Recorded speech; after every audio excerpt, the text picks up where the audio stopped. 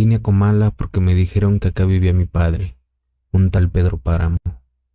Mi madre me lo dijo y yo le prometí que vendría a verlo en cuanto ella muriera. Le apreté sus manos en señal de que lo haría, pues ella estaba por morirse y yo en un plan de prometerlo todo. Este es el inicio de la novela mexicana más conocida en el mundo, Pedro Páramo. Su autor, un tal Juan Rulfo. Sin duda alguna, Pedro Páramo es el Quijote de las letras mexicanas y Juan Rulfo su Miguel de Cervantes.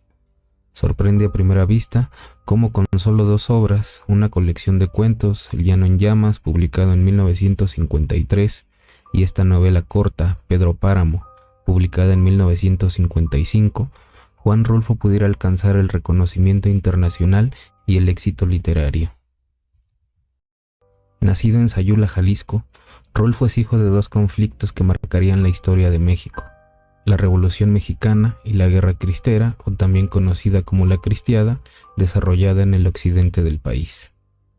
Estas 2 confrontaciones, sobre todo la segunda, marcaron de manera particular al niño Juan Nepomuceno Carlos Pérez Rulfo Vizcaíno, y quizá por eso su literatura está poblada de fantasmas, sombras, murmullos, crímenes y violencia física y simbólica.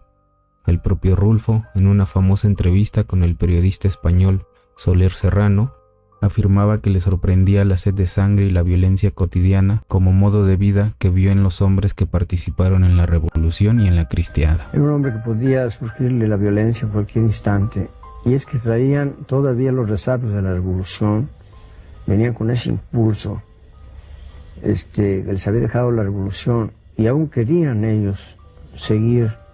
Les había gustado, pues, les había gustado el asalto, les había gustado el allanamiento, la violación, la violencia. Y traían el impulso. En Pedro Páramo asistimos a una novela revolucionaria. En ella se nos cuentan 2 historias paralelas. La primera, la búsqueda de Juan Preciado de su padre, un tal Pedro Páramo, y que se desprende de la promesa que le hizo a su madre en su lecho de muerte.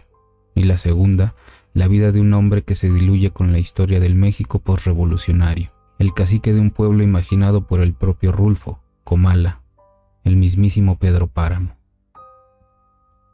En la primera historia sabemos de la búsqueda del padre ausente y los ruidos de los muertos, y sí, aquí el gran spoiler.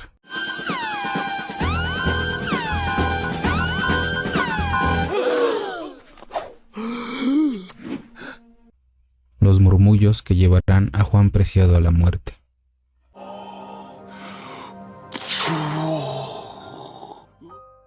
Esos muertos que se niegan a abandonar este mundo, la sabiduría de los muertos y la nostalgia de la vieja Dorotea, afligida por los pecados que no la dejan descansar.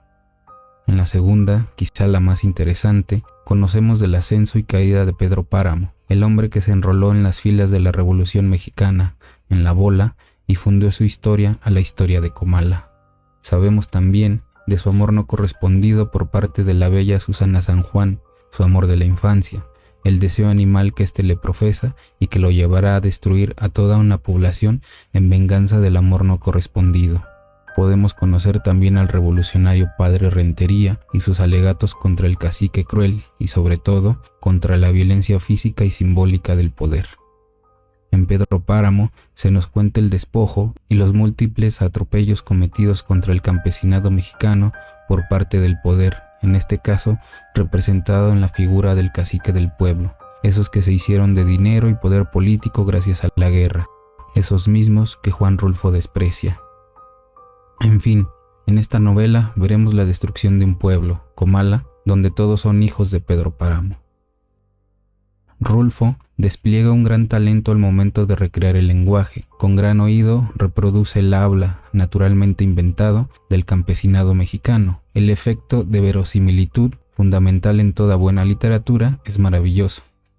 Si no bastara con las historias que cuenta, la técnica narrativa por sí sola le daría un valor estético de primera línea. Llena de realismo mágico y precursora del boom latinoamericano, aquí les dejo una tarjeta para que vayan a ver mi video sobre el boom latinoamericano y aprovecho para recordarles que se suscriban al canal. Decía, Estamos ante una novela escrita con una pluralidad de voces.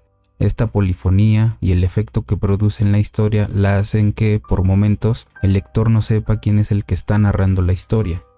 Este efecto se logra al combinar las voces de los personajes vivos, los murmullos de los muertos y los ecos de un pasado trágico. El pueblo de Comala toma posesión como personaje y lo convierte, al modo de otra gran novela mexicana, Al filo del agua, de Agustín Yáñez, en un pueblo habitado por sombras, fantasmas y remordimientos. Un lugar dejado de la mano de Dios, seco, donde el calor consume los cuerpos y donde sus habitantes caminan como si se trataran de muertos en vida, silenciosos y miserables. En Pedro Páramo, Juan Rulfo sobrepone historias y tiempos narrativos, se cruzan, se alteran y llevan al lector atento a un carnaval del lenguaje ya ensayado por lo mejor de la vanguardia universal, al modo del uruguayo Juan Carlos Onetti, el dublinés James Joyce y el norteamericano William Faulkner. La novela reúne dos elementos fundamentales.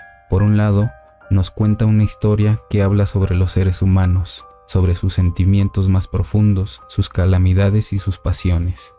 Y por el otro, técnicamente, rompe los tiempos narrativos que hacen posible esa polifonía. Rulfo es el maldito amo. Lo cuenta con los mejores y más avanzados recursos literarios de su tiempo.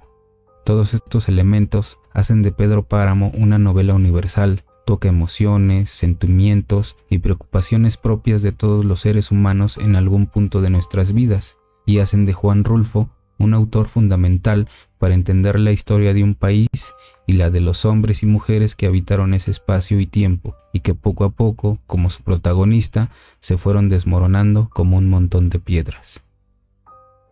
Yo empezaría con uno que ya se mencionó aquí, Pedro Páramo. Estamos en el centenario de Juan Rulfo y yo creo que es el retrato perfecto del cacique y también del patriarca, es decir, de la persona que ejerce un poder autoritario y al mismo tiempo se aprovecha de él en la vida privada, alguien que confunde lo que es la realidad social con su patrimonio. Además, esta maravillosa novela de Juan Rulfo nos lleva al uso de un lenguaje hondamente poético.